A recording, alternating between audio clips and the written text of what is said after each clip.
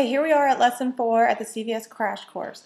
And basically, I just want to cover a few more things before I show you examples on how we're going to get stuff for free at CVS. If you remember from the very first lesson, I told you about the signing up your email with your card because they'll send you coupons. One of the great coupons that they send you is a $5 off of $25 purchase coupon, or a $4 off $20 purchase. Let's say you have a $5 off $25 purchase. So CVS emailed me a $5 off $25 purchase. So now what I'm going to do is I'm going to go to my CVS deals and I'm going to look to see what I can find that will total up to $25. So because usually your $5 off $25 will expire by the end of the week. They expire pretty quickly. So what you're going to do is I'm going to look at all my deals and I'm going to say, okay, what can I get to $25? Now that $25 is before coupons. It is after sales. So I'm going to look at all my sale prices and say, okay, this is what I can get for $25. Then I'm going to give them my $5 off $25 purchase first. So you want to give that to them first.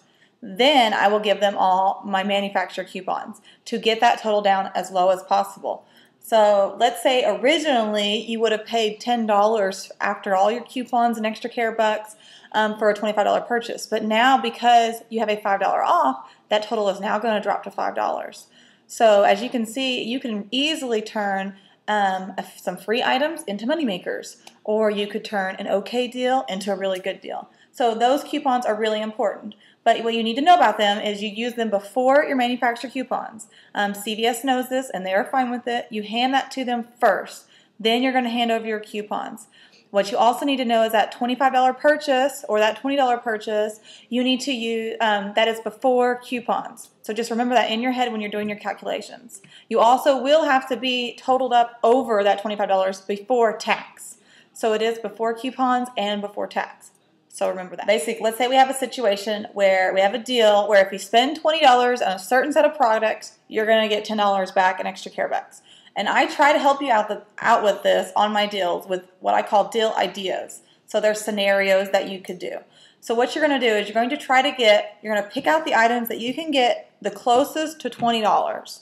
So if you have to spend $20, you get $10 back. That means basically you're getting 50% off. So you want to get as close to $20. I would rather pick the items that total up to $21 instead of the items that total up to $27.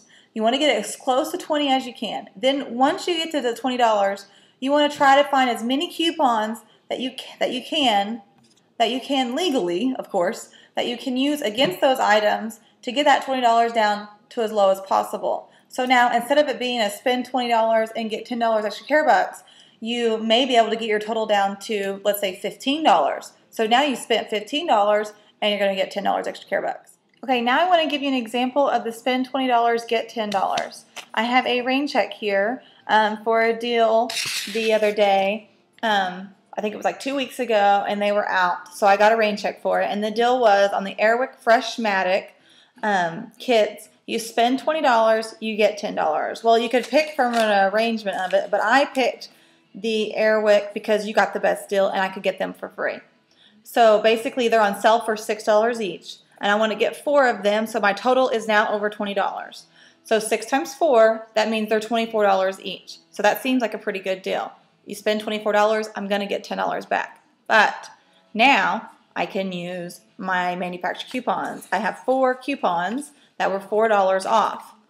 $4 times 4 is $16. So now it's $24 minus my $16 in coupons is $8.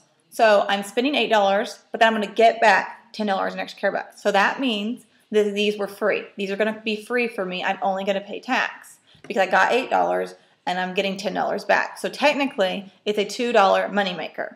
So when I say I make money, that's because I'm getting more extra care bucks than I'm spending out of pocket.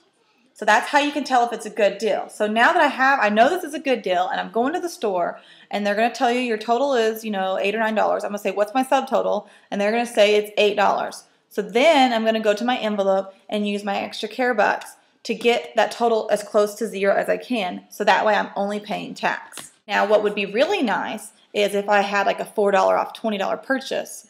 So now this deal, let's go back, okay? It was $24. Now I'm going to handle that $4 off $20 purchase. So now instead of $24, we're down to $20. Then I'm going to give them my $16.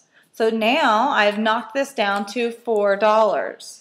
I hope this is making sense. So now I'm going to pay $4 out of pocket, and then I'm going to get $10 back in extra care bucks. So that's when this is going to actually be a $6 moneymaker if I had that coupon. I don't.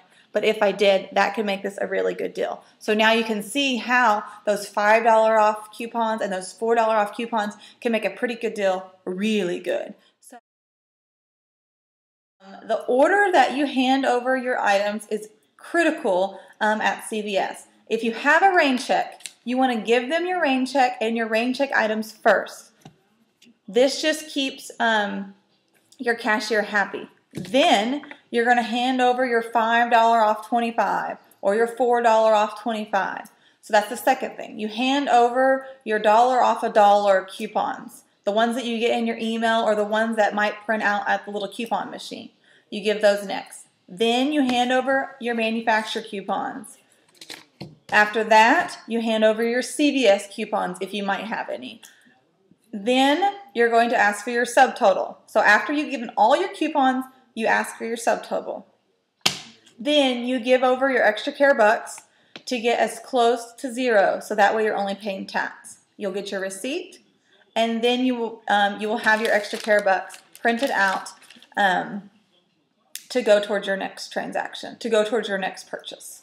Okay, let's talk about one more thing before we finish today.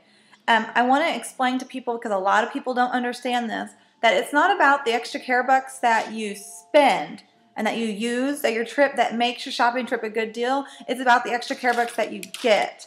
Remember, extra care bucks are basically cash because you had to pay money to get those extra care bucks. So remember, these are like CVS cash. You know, if you lose them, they're gone. This is cash. So remember, when you figure out your deals, figure out if it is a good deal before you use any extra care bucks. So I'm going to use this example that I did the other last week. I bought 2 gallons of milk.